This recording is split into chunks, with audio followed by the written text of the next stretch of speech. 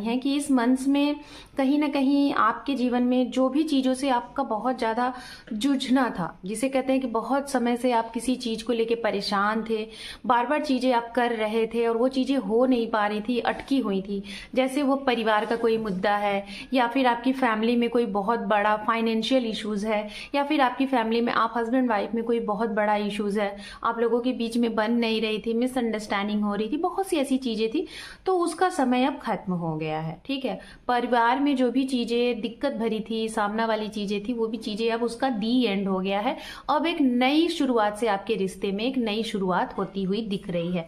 अगर यही बात मैं उनके लिए बोलूँ जो लोग रिलेशनशिप में हैं, आप मैरिड अगर नहीं हैं लेकिन किसी को आप डेट कर रहे हैं, या फिर रिलेशन में हैं, या फिर नया रिश्ता आपको मिला है, तो हो सकता है उनके लिए कोई अगर मुद्दा था सपोर्ट को लेके, फाइनेंस को लेके, या फिर फैमिली इश्यूज थे, आपकी फैमिली उनकी फैमिली नहीं मान रही थी, तो वो वहाँ पे दो चीज़ें होती हुई दिखाई दे रही हैं।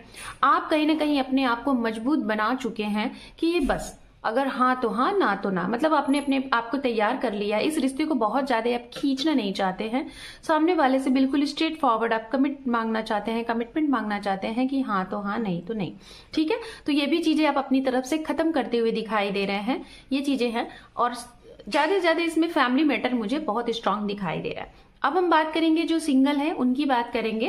तो सिंगल के लिए गाइज यहाँ पे ये मैसेज आ रहा है कि आप अपने जीवन में किसी चीज को छोड़ के आगे बढ़ते हुए दिख रहे हैं।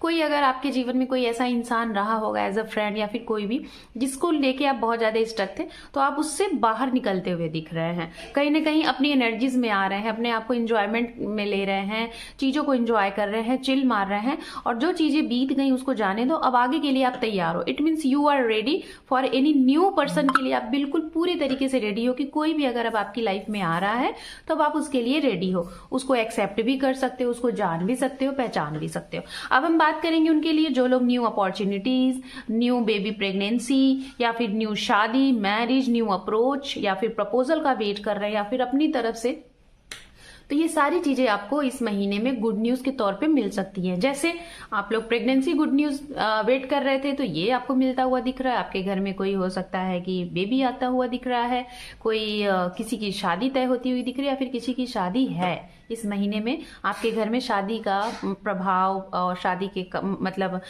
टाइम आता हुआ दिख रहा है। आपके घर में कोई अच्छा सा शुभ मांगलिक कार्य होता दिख रहा है। आप कुछ घर में अपने नया लेते हुए दिखाई दे रहे हैं, कोई कुछ लोग नई लैंड ले रहे हैं, नया घर ले रहे हैं, नया व्हीकल्स ले रहे हैं, ये भी चीजें यहाँ पे दिखाई दे रही हैं। बात करेंगे उनके लिए जो लोग थर्ड पार्टी में इन्वॉल्व हैं, तो मैं यही बोलूंगी थर्ड पार्टी की वजह से कहीं ना कहीं आप